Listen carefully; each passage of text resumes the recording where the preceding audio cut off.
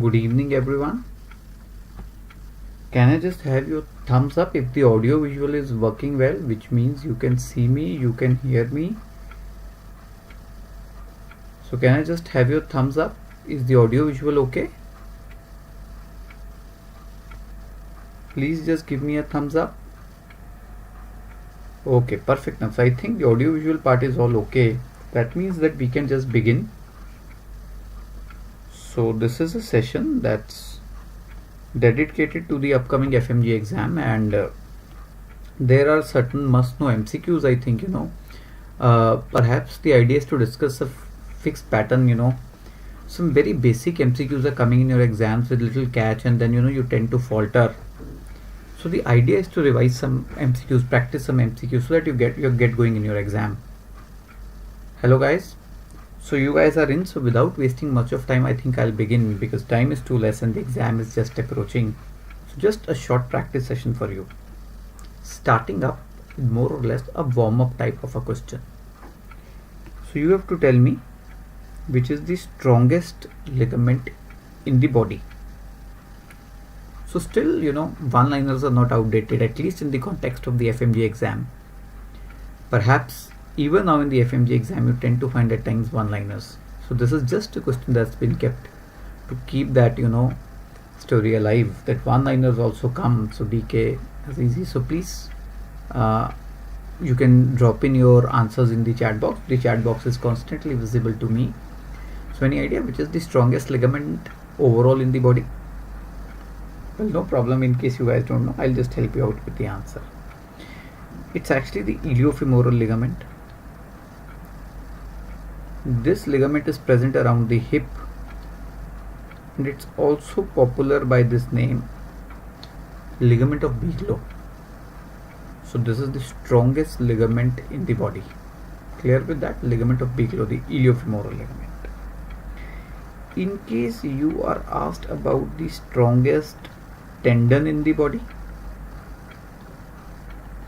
so here you can answer it as tendoachilles. Clear with that? Strongest ligament of Bigelow.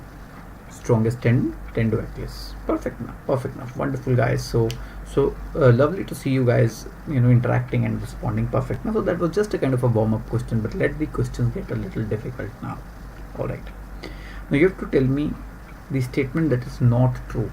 So true about osteoclast all except. So which means you have to tell me the false statement. Osteoclasts are derived from monocytes. They are stimulated by PTH. They lead to phagocytosis of foreign bodies. They lead to resorption of bone. So one statement here is incorrect. So Ravi, Prithvi, Naruto, DK, as you see, so Medico. So please submit your choices. What is not correct about the osteoclasts? Right, so I can see a fairly consistent response. Phagocytosis of the foreign bodies. Alright, so that's the luring choice here. The answer is B, stimulated by parathyroid hormone. Perhaps I think you're still not clear about the cells osteoclasts, so that's why this issue. See, osteoclasts are derivatives of monocytes from the marrow. Now please, the monocytes are the same cells. When they enter into the bloodstream, they become the macrophages. So monocytes only go and become macrophages. So osteoclasts and macrophages, same lineage of cells. Phagocytosis is a property common to both. So osteoclasts are meant to resorb bone, and resorption of bone involves this process called phagocytosis. Getting it?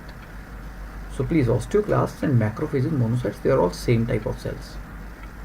But what's not correct over here is this point that osteoclasts are stimulated by PTH. They are not stimulated by PTH.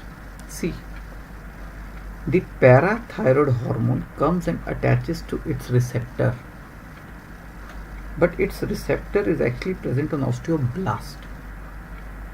Now on the surface of osteoblast you have a protein that is called rancor. So when the parathyroid hormone activates an osteoblast, this rancor detaches from an osteoblast and attaches to its receptor that's actually present on an osteoclast. Now, attachment of rankle to osteoclast is what eventually leads to bone resorption. So, osteoclasts are resorbing bone correctly by phagocytosis. They are derived from monocytes correctly. But you can see they are not being stimulated by PTH, they are being stimulated by rankle. So, notice this small mistake, guys. So, clear with the answer, clear with the cycle. Perhaps let me tell you, this is an exceedingly important cycle, because in case you are familiar with this cycle, it will be very easy for you to understand the mode of action of this wonder drug, denosumab. I think you know what is denosumab, you know very well. This is basically a monoclonal antibody that basically targets the rankle proteins. So basically denosumab would knock out rankle and block this track. So no longer can PTH activate the osteoclast. So in a simple way, denosumab stops bone resorption. So it will stop bone resorption, only bone formation can be occurring. So a disease that would benefit is bound to be osteoporosis. So this is the latest drug that we now have in the market for treatment of osteoporosis in India, denosumab. Clear? Rao, it's a 1 hour session. Okay, fine. Okay, so I hope you guys are clear with this whole cycle and you're clear with what is denosumab. Well, perhaps in case you're clear with denosumab, I think it will be very easy for me from this cycle also to explain to you how this drug works, teriparatide. See, teriparatide is a very low dose over here. I'll give you the measurement also. It's 20 micrograms daily, just 20 micrograms. It's a very low dose recombinant parathyroid hormone. What has been seen? Then when PTH is given in such a low dose, it leads to a selective blastic stimulation only. So basically this is such a low dose of PTH that it can only activate an osteoblast, this PTH. It cannot cause rankle to go and attach to osteoclast, leading to bone resorption. So with this selective blastic stimulation, there will be increase in bone formation. So even this will benefit osteoporosis. Getting it? So I hope you guys are thoroughly clear with this cycle. You're clear with this MCQ and you're clear with what is denosumab and teriparatide. Clear enough, guys? Can I have a thumbs up? Clear with everything till here? Clear with everything till here? यहाँ तक सब समझ आ रहा है? Hope you guys are comfortable. Okay, alright. Now proceeding on to another very simple but again a very tricky question. Someone has died just 3 days after a pelvic fracture, that's it. So someone dies just 3 days after a pelvic fracture. So what would likely be the cause out of the following is what you guys have to help me out with. Okay, so some people think pulmonary embolism, some people think fat embolism, perhaps the evident confusion. Alright. In fact, there have been questions framed in many different ways where people have ended up confusing themselves between pulmonary embolism and fat embolism. Now, the first thing, I am happy that no one has said hemorrhage over here, because if hemorrhage was to be the cause, it would be the first or the second day. 2 days gone, you have enough hematopoiesis going in the body and hemorrhage would not be the killer, at least on a delayed basis. So I'm only left with pulmonary embolism and fat embolism. I'll clear that doubt also. See, first of all, what is pulmonary embolism? You are on bed for more than 7 days. So you have been sedentary. So the calf muscle pump is not working. So the leg veins have developed clots. Deep vein thrombosis, DVT as you call it. Now this DVT clots embolize and go and stuck themselves up in the lungs. So you land up with pulmonary embolism. Getting it? So pulmonary embolism is generally a delayed manifestation of people who are sedentary because of multiple fractures, like a pelvic fracture. So this particular duration, 3 days, 3 to 7 days I would say, is the critical phase for fat embolism syndrome. Clear with that? Perhaps what is happening in this fat embolism syndrome, pelvic fracture, femur fracture, where there is a lot of marrow. Because of movement, the marrow emboli block the capillaries, and they classically block the cardiopulmonary system plus the cerebral capillaries, the brain capillaries. Cardiopulmonary system gone, tachycardia, tachypnea, brain capillaries gone, the level of consciousness goes down. Patient becomes unconscious, disoriented. And guys, this is extremely important because this is something that's not seen in pulmonary embolism. So although 7 days could be a very confusing time, so when you have to decide in a patient who's around 1 week old, that is it pulmonary embolism happening or is it fat embolism happening, this is what would help you. You find the patient is disoriented, it's likely the fat emboli, because these clots generally majorly block the pulmonary system. So in a simple way, in pulmonary embolism, it will be respiratory distress killing the patient, but in fat embolism, it will be both the cardiopulmonary system as well as brain symptoms manifesting. Clear with that? So are you guys also clear how to differentiate on that clinical basis that is it likely pulmonary embolism or fat embolism? So more of cerebral features means it's likely fat embolism. Clear with that? Otherwise,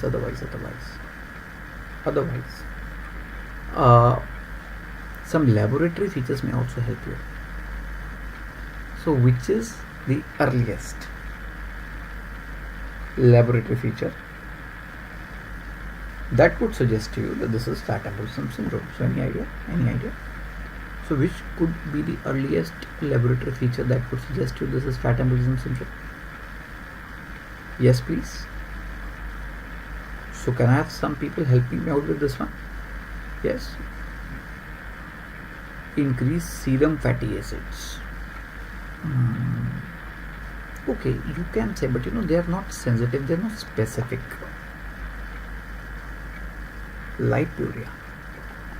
This is a little better answer here. Okay. Actually, this is something that happens first. But the problem here is it's very non-specific. There are so many other things where you may find these increased fatty acids. But mind you, these increased fatty acids are behind the pathogenesis in fat embolism syndrome. So basically, the pathogenesis in fat embolism syndrome is a biochemical mechanism. These fatty acids basically get hydrolyzed, broken down, and then they end up inciting that blockage specifically in the cardiopulmonary and cerebral system. So can you see how two systems are getting targeted? So basically the theory is that these particular systems, the capillaries are carrying those specific enzymes that can hydrolyze these fatty acids released from the marrow. So that marrow fat gets broken down to those specific fatty acids in these particular areas only. Okay. Fat embolism syndrome. A clinical diagnostic hallmark. Like you see these things and this is fat embolism syndrome. Axillary plus subconjunctival petechiae. Classical. You see these minor petechiae in the axilla and subconjunctival area. That's fat embolism syndrome. The petechiae are developing because of the patient landing up with thrombocytopenia. But can you see? They are only in axilla and conjunctiva. These petechiae are not there everywhere in the body. So again the same scenario. Okay. These fatty acids are getting released and they are reacting in a biochemical way in these areas. So that is the pathogenesis. So basically fat embolism syndrome, fat is getting broken down by lipases in specific areas only. So the fatty acids are getting released in specific areas only and leading to the symptoms.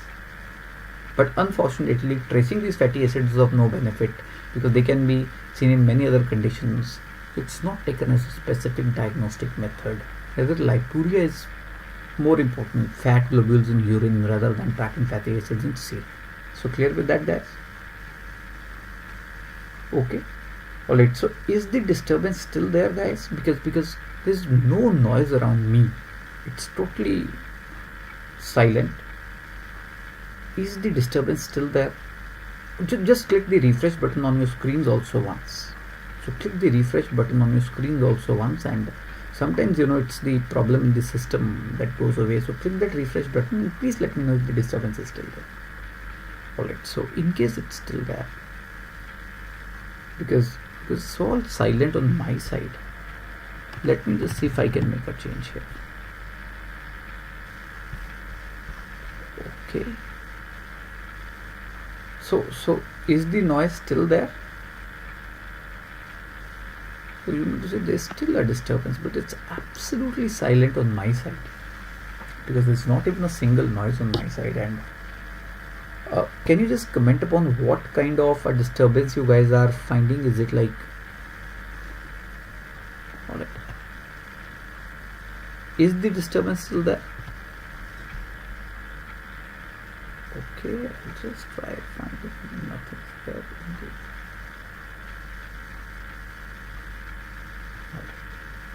Okay, it's from the system.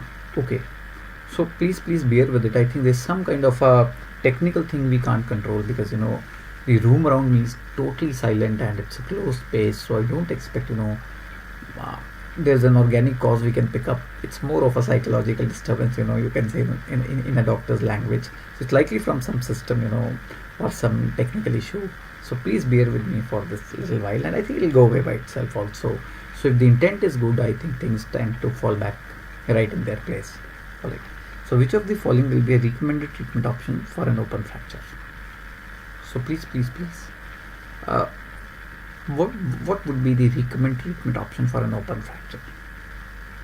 The screen is not clear. That cannot be the scenario, Farooq. There's a screen in front of me also, because I'm watching what I'm teaching on another laptop in front of me, just to have a control like you have in a case control study. So the screen is absolutely clear. So press the refresh button, Farooq, your screen will become clear. Alright. So people are a little confused between choices A and B. Well, people who are answering B here, internal fixation, this is the word I have to share with you guys. This is what you are committing: crime, criminal. You talk of internal fixation in open fractures, trouble. See, if the fracture is open and you do internal fixation, this is what you are bound to find: infection. First of all, what is internal fixation? Internal fixation is any kind of a metal that you will use to fix a fracture, but that metal has to be placed inside the skin, like a nail, a plate, a screw, maybe some kind of a wire, whatsoever. That is internal fixation. Now this is never done in open fractures because open fractures are communicating with the environment, and these metals, roofs for the microorganisms. The microorganisms can stick to these metals and stay in the body lifelong because the metals don't have a blood supply. And since the metals don't have a blood supply, neither can antibodies nor can antibiotics reach these metals. Rather, in open fractures, the rule book says you should go with external fixation. Keep your metal outside the skin so that there is no infection. But yes, before you go with external fixation, you should first debride the wound to take away the dirt, the dust, and then you should proceed with external fixation. So that is how you should be managing open fractures. First debride the wound and then go with external fixation. Internal fixation is meant for closed fractures. So these kind of things are used only in closed fractures. So clear with that principle, guys? And in fact, I'm sure you might have heard of something called Gastilo Anderson classification, a classification system for open fractures. So this is a classification system that grades open fractures in a very simple way. Grade 1, grade 2, grade 3. Grade 1 is the scenario when you have a puncture type of a wound. So what you will find here is that the wound size would be less than 1 centimeter. So when I'm going to go to grade 2, the wound size will be somewhere between like 1 to 10 centimeters. But when you go to this category, grade 3, the wound size would by and large be crossing 10 centimeters. Clear? Now, grade 3 further goes into 3A, 3B and 3C. In 3C, there would additionally be a neurovascular deficit, some kind of a nerve or a vessel injury, and yes, I must not say a neurovascular deficit, I should say vascular deficit to be specific, a vessel injury that would require a repair. Now what about grade 3 and 3B? Now in 3A, there will be some kind of a soft tissue covering the bone. Now the nearest soft tissue covering the bone is periosteum. So you will find at least the periosteum would be intact. Clear? But when you go to 3B, even the periosteum will be disrupted because the bone would be pointing out from the body. So the bone will be visible like this. Here there is some kind of a soft tissue cover, maybe the periosteum, so bone is not naked. Bone is coming out of the skin, it is 3B. A vascular injury along with 3C. Clear with that?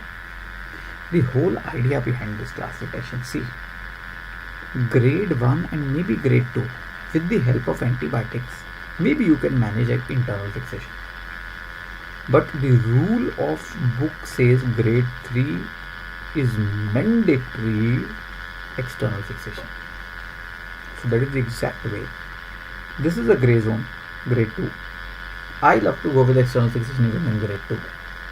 But grade 1, your choice. You can go with internal fixation. Grade 2, grade 3, preferably external fixation. Clear with that?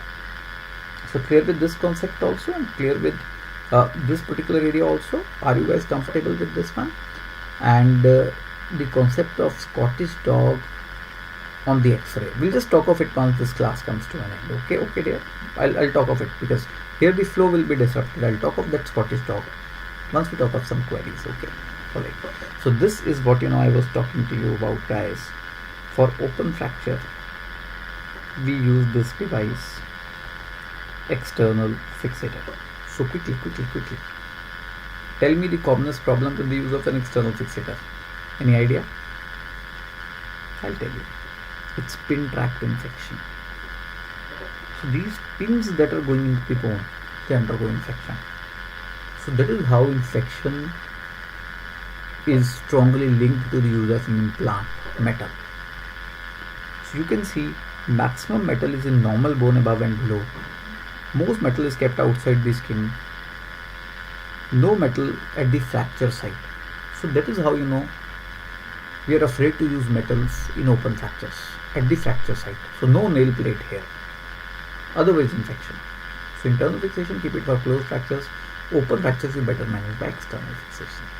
So clear with that, guys. Clear with that. Alright. A little bit about fracture union also. So I'm just trying to stick to basics, because a lot of questions center around basics you find in the FMGE exam. So which would you take up as the first clinical stage of union? So please have some attention here. The first clinical stage of union. So the first clinical stage of union. Yes. Can I have some people contributing? hematoma formation, callus formation. Sahil says hematoma, Mohammed says callus. Some more people who can contribute and help us enlighten, like what would be the first clinical stage of fracture union? Okay, hematoma formation. Okay, I'll help you out with this. See, the stages of fracture healing. Bone fractures, bleeding occurs. Blood organizes to become hematoma. So this hematoma formation is that first stage of fracture healing. Okay. Now this hematoma basically contains like lot of chemotactic factors. Now these chemotactic factors invite in some fibroblasts, and as the fibroblasts are going to penetrate the hematoma, this same hematoma is now going to become a granulation tissue. Perhaps any tissue that would have fibroblasts will be called granulation tissue. This granulation tissue can simply be taken as the second stage of fracture healing. Granulation tissue, G for granulation tissue, G for growth factors. Now this granulation tissue is basically full of growth factors. So like I'll give you an example. You must have heard of something like bone morphogenetic proteins. Bone morphogenetic proteins change the morphology, shape, morphology. So basically granulation tissue contains a lot of growth factors like BMPs. Now these growth factors will make these fibroblasts grow, mature, and change the morphology of the fibroblasts into osteoblasts. These osteoblasts are basically bone forming cells. They start forming the first immature category of bone, and this immature category of bone is what we call as callus. Clear? Now the problem with callus, that it is actually a very soft structure. Even though callus is formed, you cannot have movement at the fracture site. You can still have movement at the fracture site because callus does not have strength. It's not strong. If the bone has to unite, callus has to become strong, and for anything to have strength in the body, it has to have calcium.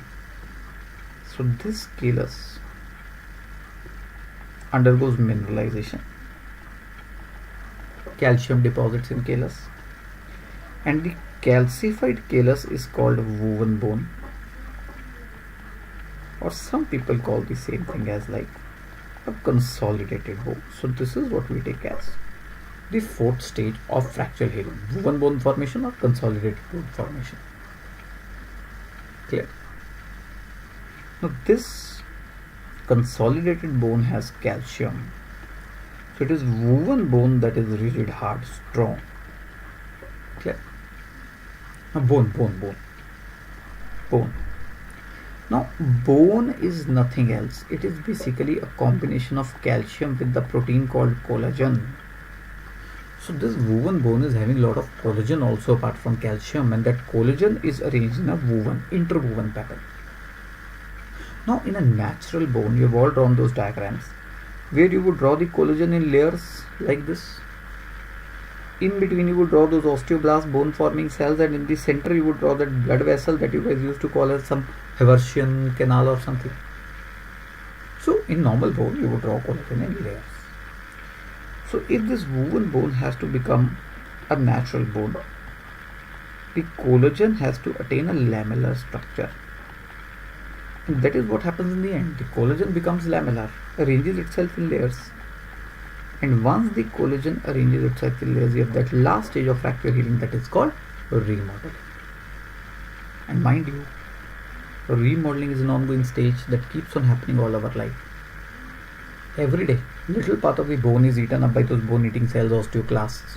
They create this hematoma, and every day that same part of the bone is formed by these bone-forming cells, osteoblasts.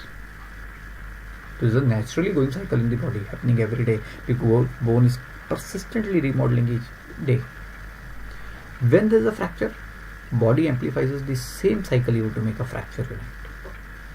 So clear with these 5 stages of fracture healing? समझ में आ गई? Now, the timing of these stages. So I will tell you the timing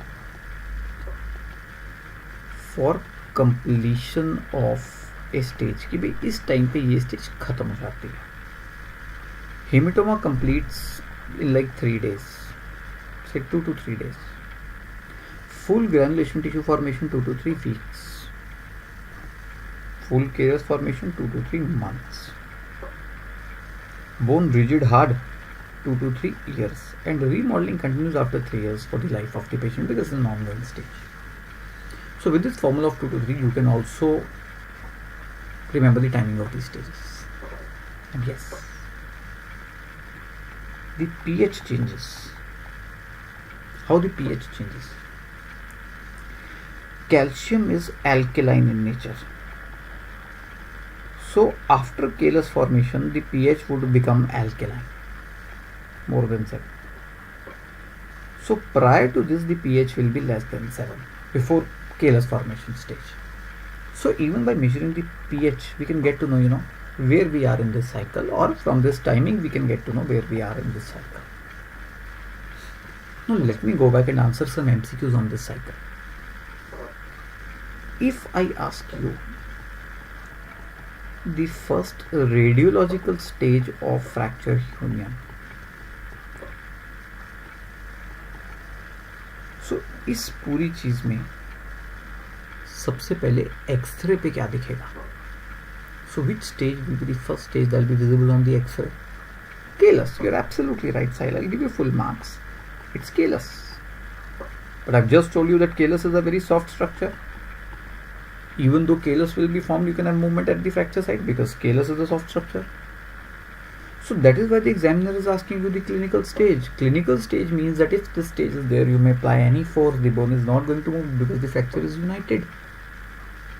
So in which stage is the bone rigid hard? Yes, Sahil, in which stage is the bone rigid hard? So which stage would you find the bone rigid hard? Which stage would you find the bone rigid hard? Fourth stage. Absolutely right.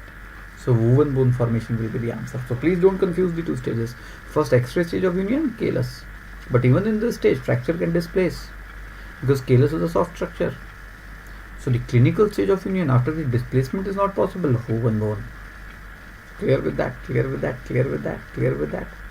I hope you're clear with the cycle because many MCQs can be framed from this cycle. So understanding the concept is the key. Just sharing another old MCQ from your old paper. In few days, old fracture, what does not occur? The pH is alkaline, that is the answer. See, the pH changes. Few days old fracture, the pH will be acidic. It will be later stages where the pH will be alkaline. That's not correct. So you will have a pH that will be acidic in the early fracture stages.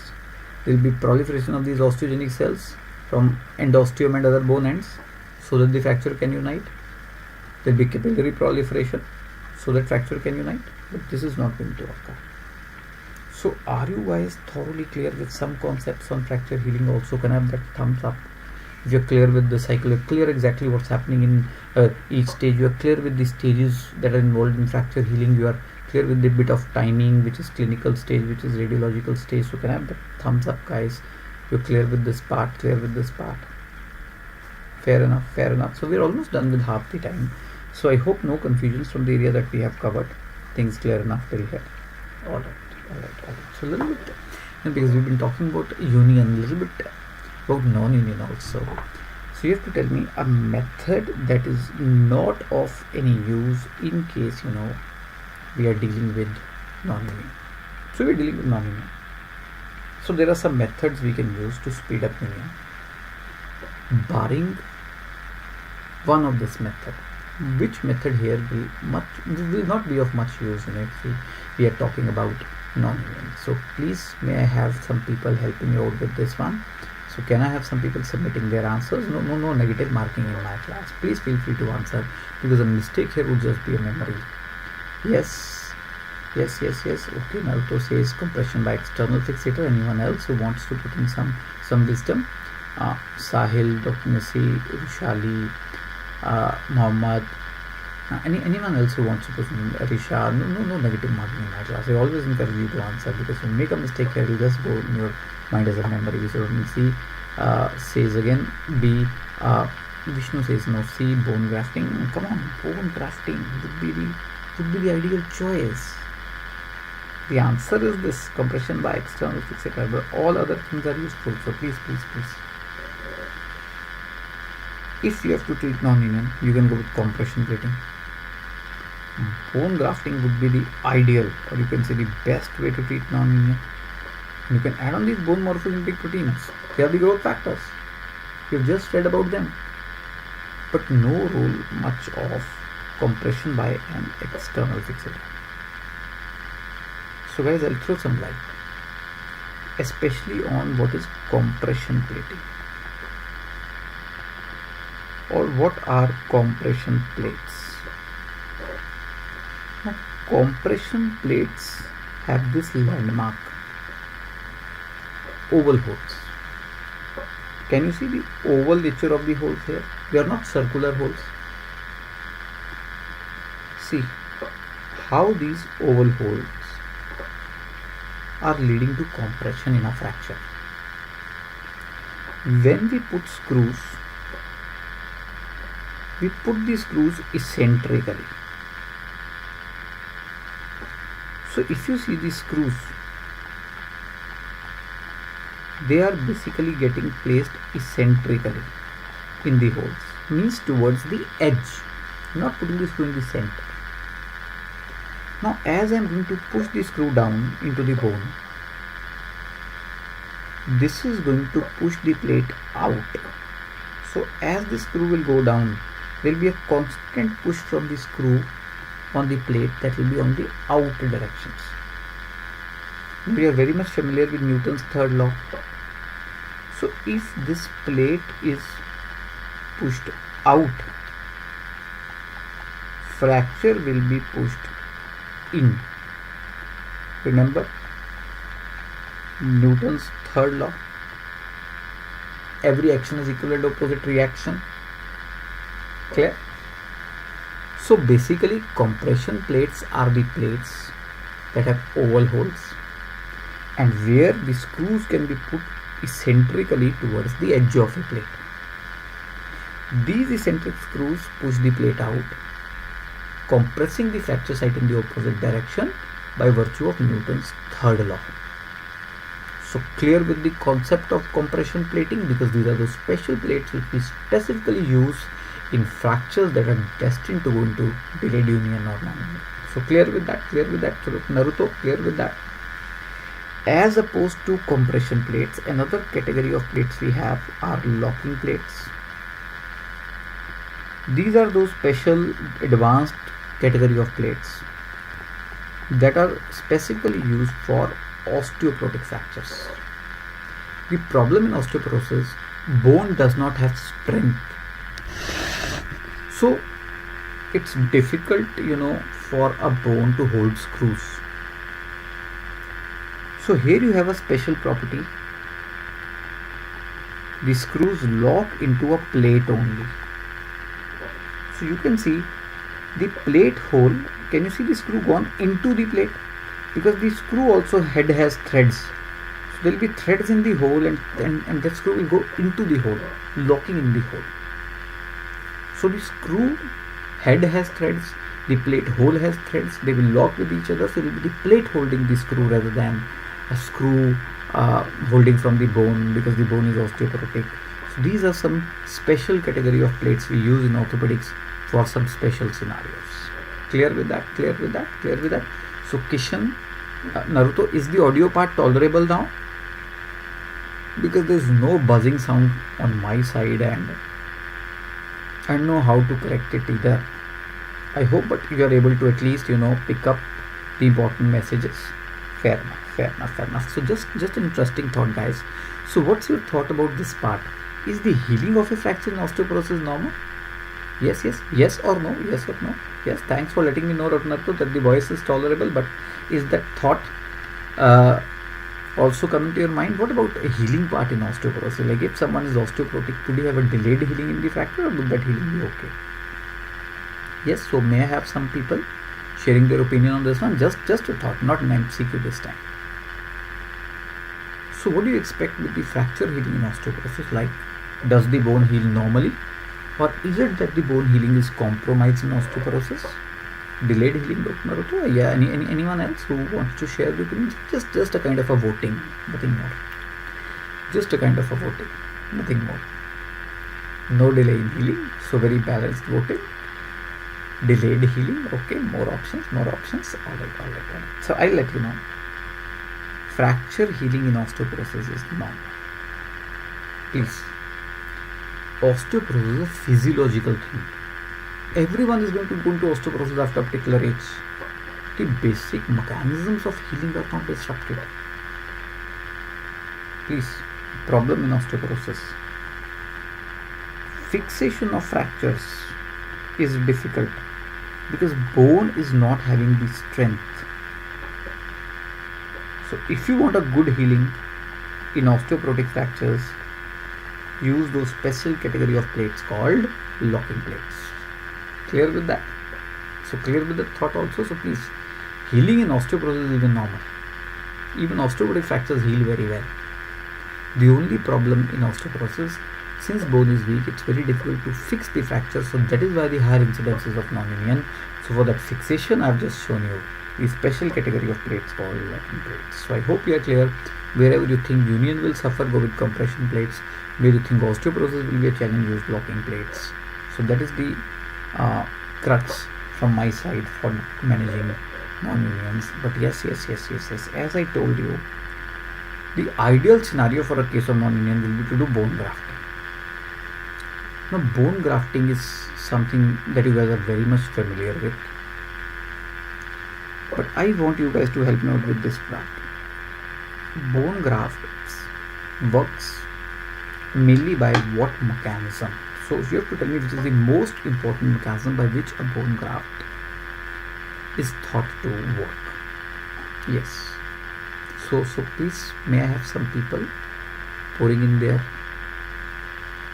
options here, like which mechanism you think will be the most important one in case we're talking in context of bone grafting. Alright, so I can see you guys spanning across all options. So this is so basic lecture, I'm stressing so much on basic orthopedics because at least you will find one or two questions from basic part of orthopedics. That's classically what I see with the FMGE exam. Trust me, one or two questions from these areas I've covered would definitely be there. Very simple, very basic questions, but people lack basics, like you're lacking in this question, then that's why you tend to suffer. So I'll improve upon your answer. Perhaps I think you're not clear with the properties a bone graft possesses. Bone graft basically works by three ways: osteoconduction, osteoinduction, and osteogenesis. So these are the three ways by which a bone graft works. So what is osteogenesis? Graft has bone forming cells, the osteoblasts. So you've taken a bone graft from, generally we take it from iliac crest, you've put it at the non-union site, and that iliac crest piece of bone is carrying some osteoblasts that are going to form bone at the host site. That is osteogenesis. Bone graft not just has osteoblasts or bone forming cells, it also has growth factors like the BMPs to recruit host cells for bone forming. So in osteoinduction, the graft is also encouraging the host to form more bone by providing those growth factors. In osteogenesis, the bone forming cells will be provided by the graft. With osteoinduction, the growth factors will be provided by that graft to induce the host bone. Clear? Above all, the most important factor, osteoconduction. The graft provides scaffold for bone formation. So please, this word scaffold. Scaffold basically means that space, that structure over which bone formation can happen. See, in non-union, you will generally find gap between the fracture edges. How can something happen in a gap? Space. So that space gets filled up by bone graft.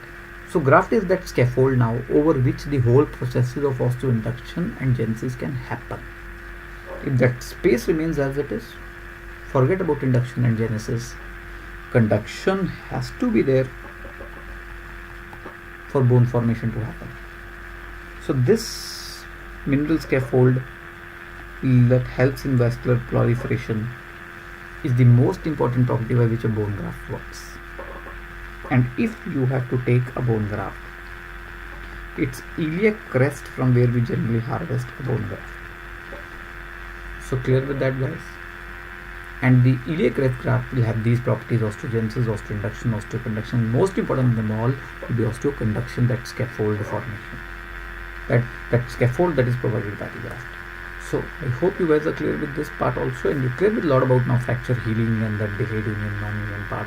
काफ़ी सारी चीज़ें समझ में आ गई हैं. So comfortable with me till here, guys? Comfortable with me? Okay, wonderful. Now this is one of my favorite fracture, and no way can the discussion of orthopedics be over until I have discussed at least some fracture. So when time was not allowing much, I had to choose one fracture. I took up this fracture supracondylar humerus. Now this is basically a fracture of distal humerus. Specifically, I would say a fracture that will be traveling through the olecranon fossa of the humerus. And especially it's a fracture you see in children less than 10 years old. So this distal humerus would fracture through this olecranon fossa area, and that is what is fracture supracondylar humerus. Now this is particularly a fracture that is known because of the complications. Malunion, myositis, VIC, compartment syndrome, some notorious and very popular complications of this fracture. So you have to tell me the commonest complication behind this fracture. Ketoconisi, decay, Usali, everyone is sticking to it. Excellent. I'm very happy that towards the end of the class you guys are all awake and giving me the correct answer. Absolutely right. It's actually malunion. Yes. See, as far as complications in a fracture are concerned, this metaphyseal area is basically a type of a bone that comes under the category of cancellous bone. But this diaphysis is rather a category of bone that comes under a category called cortical bone.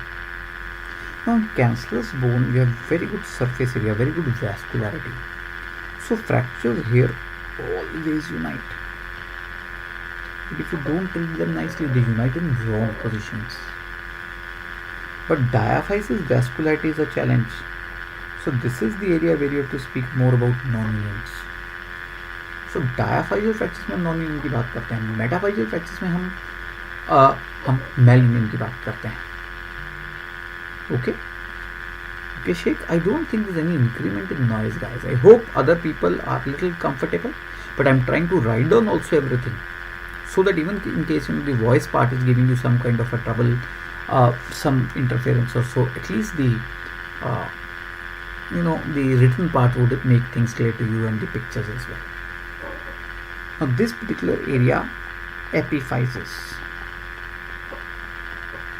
would generally be a part of a joint, because epiphysis in a long bone would go and form a joint. Now when joints have fractures, the joints tend to degenerate over time. So the problem you find in epiphyseal fractures is generally osteoarthritis. Okay, so these are the common scenarios that would be the endpoints with fractures involving different zones. Now if you will see this supracondylar humerus fracture, you will find it is a fracture in the metaphyseal area, cancellous bone.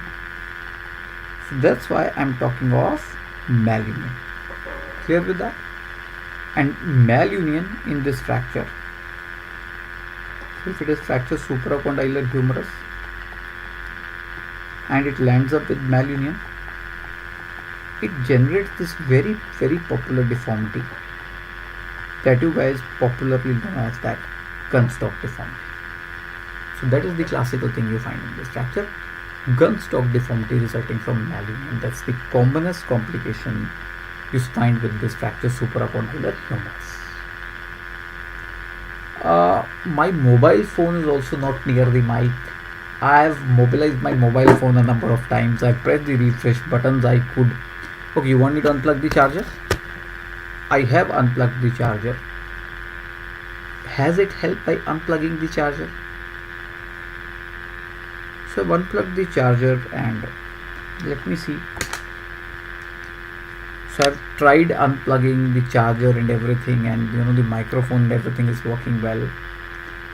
So it's not helped, I know. I think there's some kind of an internal error in the system, guys. It's not working. I've tried so many things, as I was teaching, I was always, pulling some electrical points, but I know they're not working. Okay. In what kind of a fracture you see compartment syndrome? Alright, compartment syndrome. So that discussion has to be there. Otherwise an orthopedic lecture will not be over. Compartment syndrome. If you talk of the adults, it will be a fracture involving the proximal tibia that would generally end up in compartment syndrome. And if you talk of the children, it's mostly the fracture supracondylar humerus that would be the reason behind compartment syndrome. So clear there? So clear with that? Okay, now clear. That's wonderful. Mic jack. There's no mic jack. My internal microphone is being used from the laptop.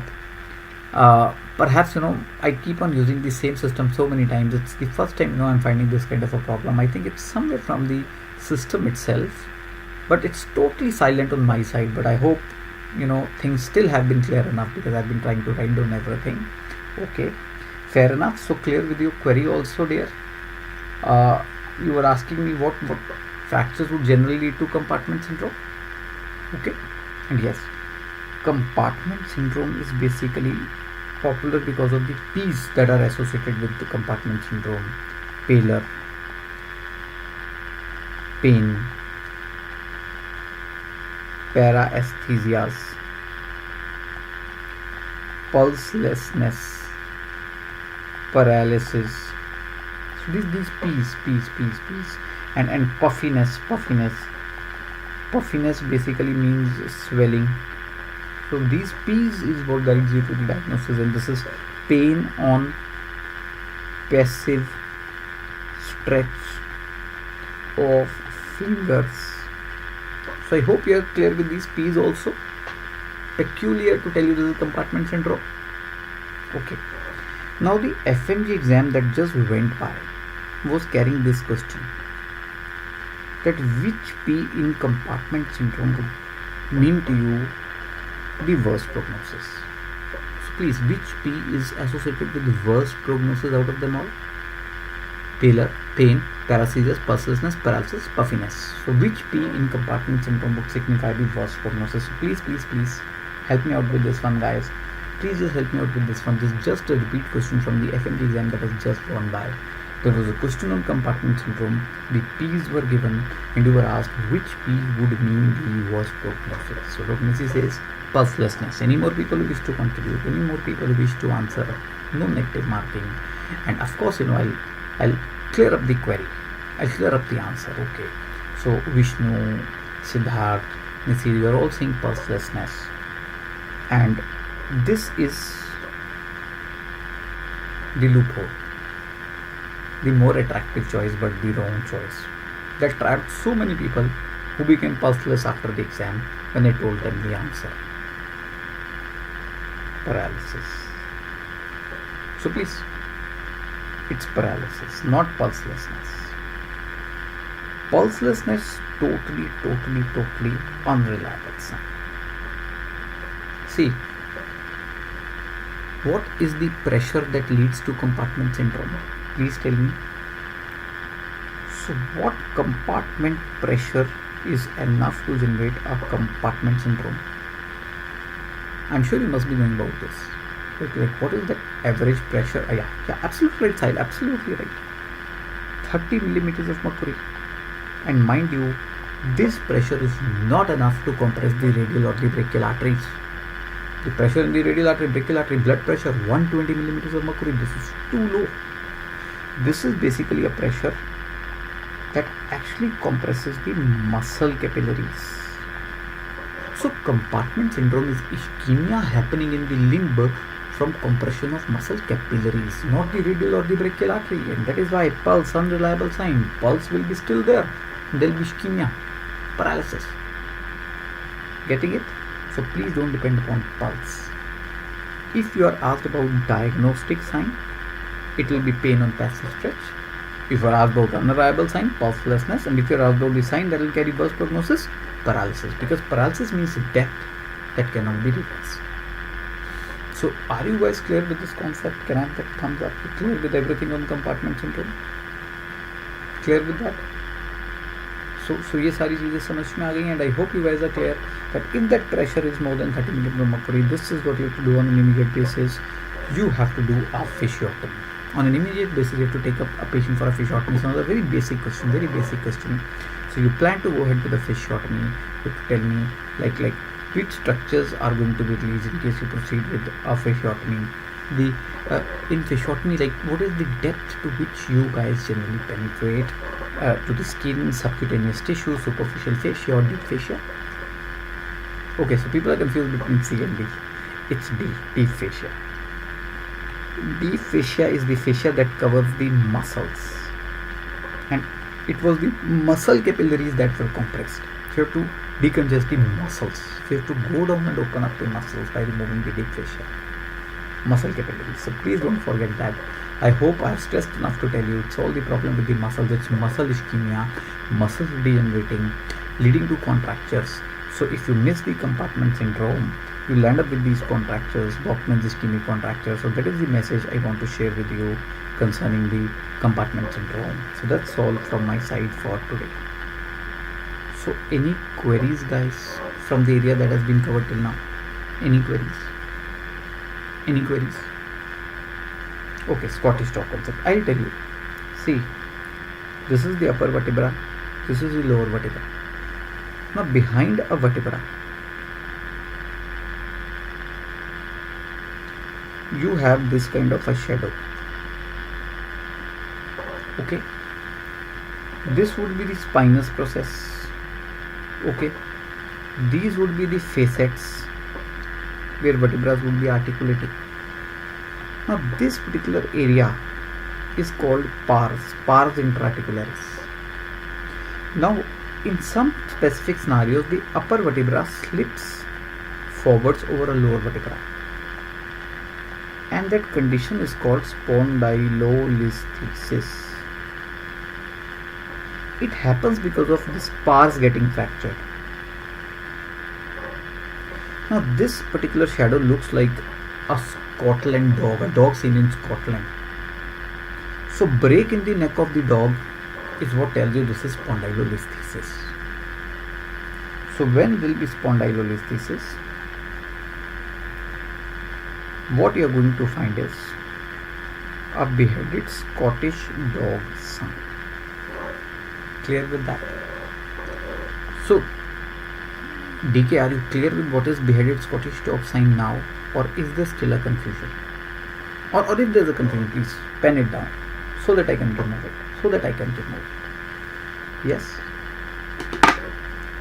So please pen down your confusion so that I can remove it. Yes, DK. So I hope you're clear with your confusion. You've understood what is this Scottish dog sign, beheaded Scottish dog sign. It's a sign that tells you there's a pars fracture and there's spondylolisthesis in spondylolysis. Okay. Now there is a term called spondylolysis. Here there is a pars fracture, but no slip. So spondylolysis eventually lands up with listhesis. So पहले पास का fracture होगा फिर slip होगा. Clear? Now please, in spondylolysis you just see a past fracture, no slip. In spondylolisthesis you see a past fracture plus a slip.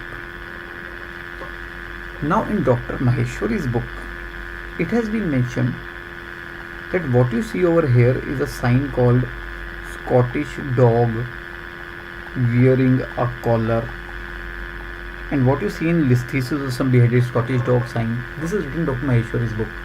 Mind you guys, it's not a very reputed book in the field of orthopedics at the postgraduate level. I checked up many postgraduate level books, especially the books that are very religious for the spine surgeons. They've not used any such term. It's likely a term manufactured by him, I think. Maybe it makes sense in the practical scenario, but I would not recommend to use it in the exams. Never ever I have seen a question by an examiner where they've used this word called like Scottish dog wearing a collar. This is only beheaded Scottish dog sign, and that can be seen in either spondylolysis or listhesis, more peculiar of listhesis. So as lysis goes into listhesis, you start finding that beheaded Scottish dog sign. Otherwise, Scottish dog is a normal shadow that is visible in the lateral view of the spine. A break in the neck is beheaded, leading to listhesis. Clear with that? So clear DK with your query?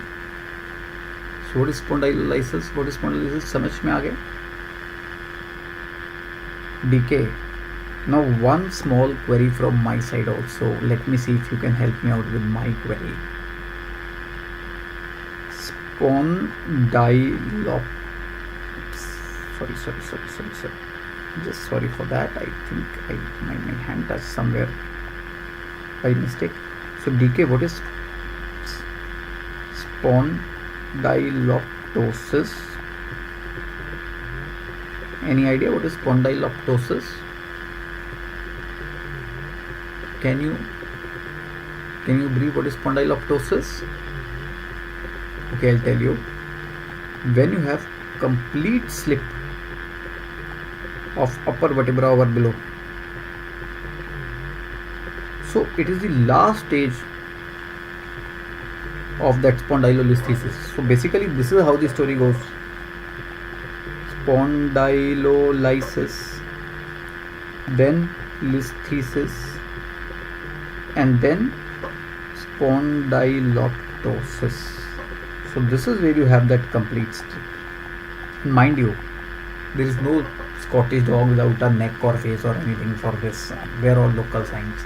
There is only one sign that is in listhesis, that is beheaded Scottish dog.